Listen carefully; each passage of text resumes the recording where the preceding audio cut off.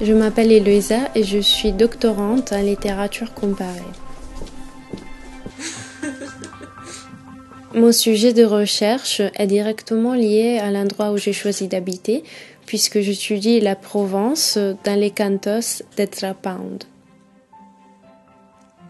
Ezra Pound est un poète américain du XXe siècle qui a passé la plupart de sa vie en Europe, donc en France, en Angleterre et en Italie. Les cantos, son œuvre majeure, est l'un des poèmes les plus importants du XXe siècle, même s'il est très peu connu par le grand public. Dans les cantos, Pound essaie d'écrire un poème épique de la modernité sur modèle de l'Odyssée d'Homère et de la Divine Comédie de Dante. En effet, il s'agit d'un projet poétique universel et colossal, puisque les cantos sont composés par 116 chants, 116 poèmes, qui font référence à de nombreuses cultures et sont écrits en au moins 8 langues. Ça, c'est bien.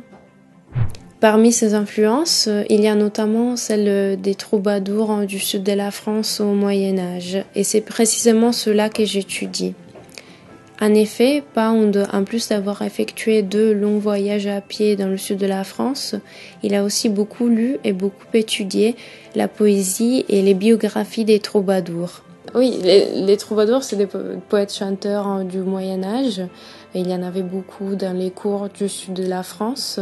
Et en fait, ils voyageaient de cours en cours et ils composaient des poèmes en musique. Dans mon travail de recherche, j'essaie de comprendre comment ces voyages et ces lectures ont influencé la composition des cantos. Au quotidien, mon travail, c'est avant tout beaucoup de recherche bibliographique.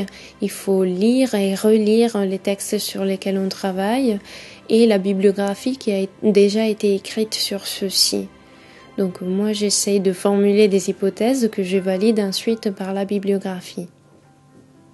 Il n'y a pas beaucoup de chercheurs sur Pound en France, mais je ne reste pas tout le temps toute seule renfermée dans une bibliothèque.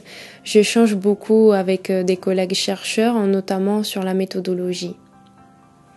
Ce que j'aime dans mon travail, c'est notamment le fait d'étudier la Provence, dont je suis tombée amoureuse en 2010 quand je suis venue étudier en France grâce au programme Erasmus. C'est bon ?